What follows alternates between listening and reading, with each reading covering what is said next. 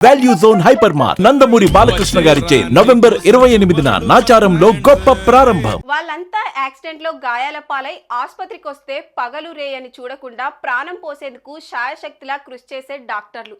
అయితే విధివశాత్తు వారు ఓ రోడ్డు ప్రమాదంలో ఈ లోకాన్నే విడిచేశారు. అసలు ఈ రోడ్డు ప్రమాదం ఎలా జరిగింది?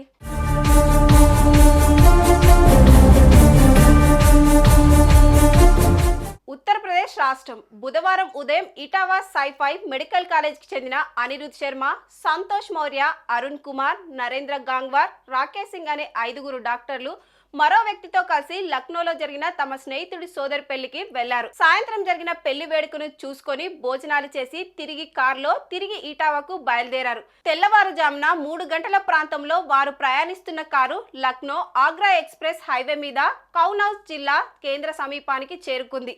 మరి డ్రైవ్ చేస్తున్న వ్యక్తి కునుకు తీశాడో లేక మరో కారణమో ఆ కారు డివైడర్ కు వేగంగా ఢీకొట్టింది. అంతే వేగంతో అదే మార్గంలో ప్రయాణిస్తున్న ఓ భారీ ట్రక్కును ఢీకొట్టేసింది. ఈ ప్రమాదంలో కారులో ప్రయాణిస్తున్న 5 మంది డాక్టర్లు ఘటన స్థలంలోనే ప్రాణాలు కోల్పోయారు. ఈ ప్రమాదంలో కారులో ప్రయాణిస్తున్న 5 మంది డాక్టర్లు ఘటన స్థలంలోనే ప్రాణాలు కోల్పోయారు.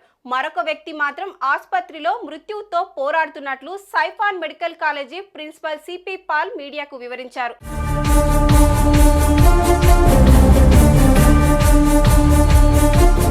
చనిపోయిన డాక్టర్లలో ఒకరికి పెళ్లి నవంబర్ 30న జరగాల్సి ఉంది. మరొక డాక్టర్కు వచ్చే ఏడాది జనవరిలో పెళ్లి జరగనుంది. ఇంకొక డాక్టర్కు 2 పిల్లలు. మెడికల్ కాలేజ్లో మంచి డాక్టర్లుగా పేరు పడ్డ ఈ 3 రోడ్డు ప్రమాదంలో చనిపోవడం ఉత్తరప్రదేశ్ రాష్ట్రంలో ఓ సంచలనంగా మారింది. చేతికంది వచ్చిన కన్నబిడ్డల్ని కోల్పోయిన ఆ తల్లిదండ్రుల ఆవేదన మాటలకు అందడం లేదు. భర్తను కోల్పోయిన భార్య కన్నీటిని ఆపడం ఎవరి తరం కావడం లేదు.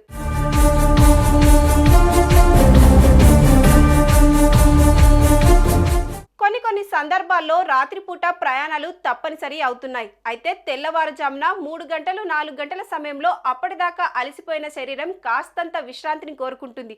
తెలియకుండానే కంటి మీదకు కునుకు ఆవరిస్తుంది. సరిగ్గా ఇలాంటి పరిస్థితిలోనే ఘోరమైన యాక్సిడెంట్లు జరిగిపోతున్నాయి. ఎన్నో పచ్చటి కుటుంబాలు చిన్నాభిన్నం అయిపోతున్నాయి. సో తెల్లవారుజామున కారు ప్రయాణాలు చేసేవారు అత్యంత అప్రమత్తంగా ఉండి తీరాల్సిన అవసరం ఉంది. అలా కాకపోతే కాటేసేందుకు మృత్యువు అనుక్షణం పొంచే ఉంటుంది. ఇందుకు ఎన్నో ఉదంతాలు సాక్ష్యాలుగా నిలుస్తున్నాయి.